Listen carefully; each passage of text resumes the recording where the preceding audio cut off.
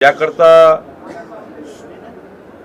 पुणे नदी पुनर्जीवनाकरता आणि पुणे महानगरपालिकेकरता साधारण 52,851 स्क्वेअर मीटर जागा ही महसूल विभागाची देण्यात आली आहे।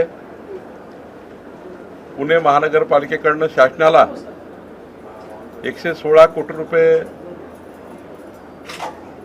या ठिकाणी देणं होतं, पण आज माननीय मुख्यमंत्री देवेंद्र फडणवीसजींच्या अध्यक्षतेखाली झालेल्या बैठकीमध्ये पुणे महानगरपालिकेकडे जे 116 कोटी रुपये होते ते आज माफ करण्यात आले आहे आणि शासनाने ही जागा आता 52,851 स्क्वेअर मीटर जागा ही मुळा मुठा नदीच्या पुनर्जीवनाकरता उपलब्ध करून दिली आहे। त्यामुळे पुणे महानगरपालिकेला 116 कोटी रुपयाचा जो गुजरात लागणार होता तो आज मंत्रिमंडळाने कमी केलेला आहे। त्यामुळे आता पुणे महानगरपालिकेला 116 कोटी रुपये सरकारकडे भरण्याची आवश्यकता नाही। कांदा उत्पादक शेतकरी जे आहेत ते आक्रमक होत आहेत, मंत्रालयाच्या आंदोलन झालं आहे, कांदे पिकले गेले काय सरकारची नेमकी नाही, आता माननीय मुख्यमंत्र्यांनी आत्ताच त्याची चर्चा केली आहे। गंभीर प्रश्न आहे कांदा उत्पादक शेतकऱ्यांचा, कारण या सर्व परिस्थितीमध्ये जेवढं पीक उगवण्याकरता लागलं तेवढंच त्या ठिकाणी मिळत नाही आहे।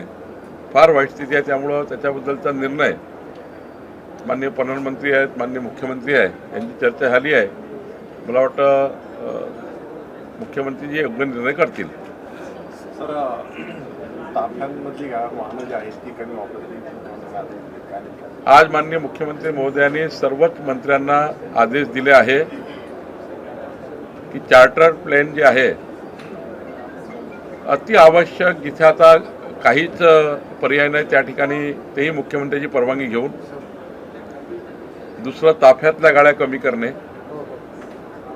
सार्वजनिक कार्यक्रम त्या ठिकाणी कमी करणे, खास करून एअरपोर्टला रिसिव्हिंग करण्याकरता जे लोक येतात त्यांना बंदी घालणे, कुठल्याही प्रोटोकॉलचे अधिकारी फार येणार नाही, कुठेही त्या ठिकाणी मोठ्या प्रमाणावर लोकसंग्रह होणार नाही।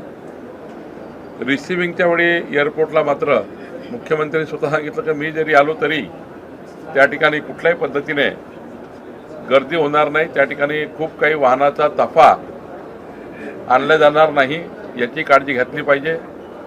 एक जवळपास 15-16 अनेक या ठिकाणी वेगवेगळ्या उपाययोजनेची या ठिकाणी सर्क्युलर आज माननीय मुख्यमंत्री मोदयांनी इश्यू केलेला आहे। माननीय मुख्यमंत्रीजी त्यावर चर्चा करतील, परंतु सर्वच मंत्र्यांना आज आणि सर्वच अधिकाऱ्यांना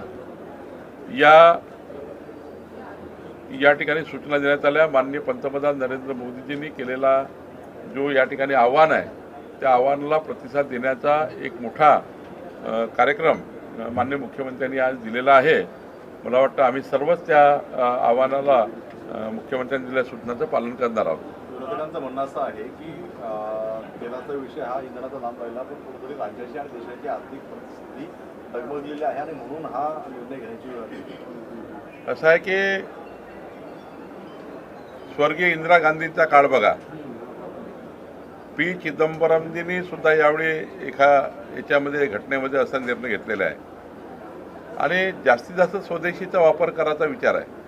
जसं माननीय पंतप्रधानांनी म्हटलं आहे की सोने चांदी खरेदी करताना सोन्याची विदेशातनं जी पैसे द्यावे लागतात ते विदेशी आपला पैसा विदेशात जाऊ नये हा एक मोठा कार्यक्रम त्यांनी दिला आहे। शेवटी देशांतर्गत त्या ठिकाणी खरेदी विक्री झाली पाहिजे सोन्याची, बाहेरचं सोनं इथे येऊन आपला पैसा बाहेर जाणे हे काही योग्य नाही। आता पेट्रोल डिझेलचं सांगितलं, त्यामुळे 3 पर्याय आहे।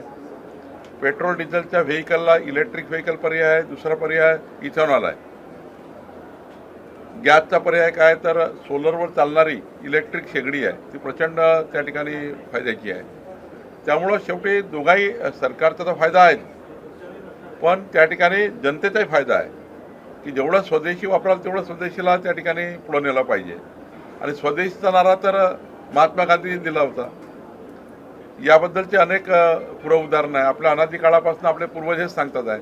त्यामुळे मला असं वाटतं की याच्यामध्ये 2 भाग आहे, इकडे बचतीचा भाग आहे, दुसरीकडे मध्यमवर्गीय आर्थिक दुर्बल परिवारांना एक मोठा दिलासा यातनं मिळणार आहे. प्रधानमंत्री की अपील पर सर एक शेवटचं मला वाटते, अंजली दमानी आणि चंद्रकांत पाटील यांचा एक फोटो जो आहे तो ट्विट केलेला आहे.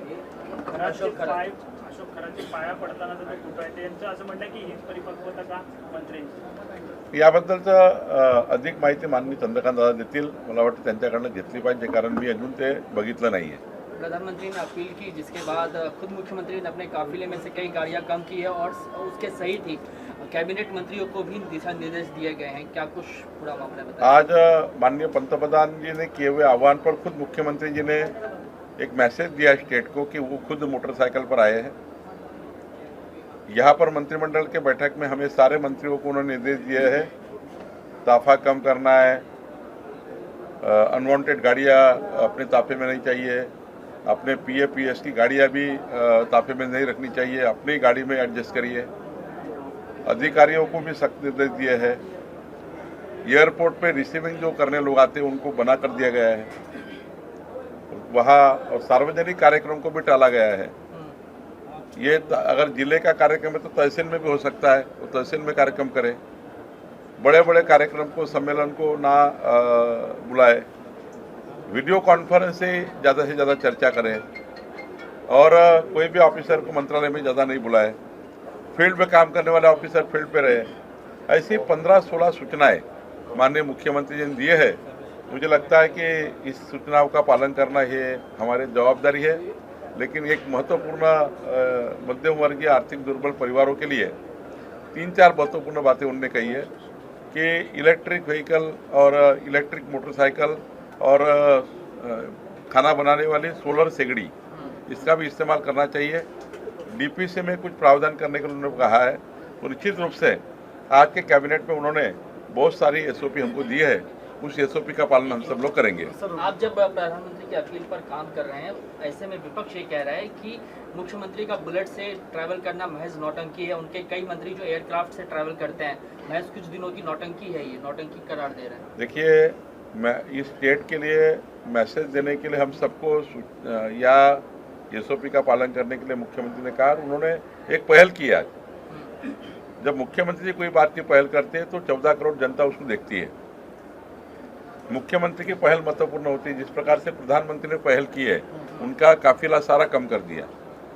देश के गृह मंत्री अमित भाई ने पूरा काफिला कम कर दिया. आज मुख्यमंत्री देवेंद्र फडणवीस जी ने काफिला कम कर दिया, मोटरसाइकिल पर आ गए. ये एक प्रकार का एक खुद इस पे डालना है. हमारे एकनाथ शिंदे जी ने कल उन्होंने ये निर्णय लिया कि हम इलेक्ट्रिक कार पे चलेंगे. तो ऐसे अनेक निर्णय लिए हैं. तो ये संदेश होता है. और रहेगा विपक्ष की बात.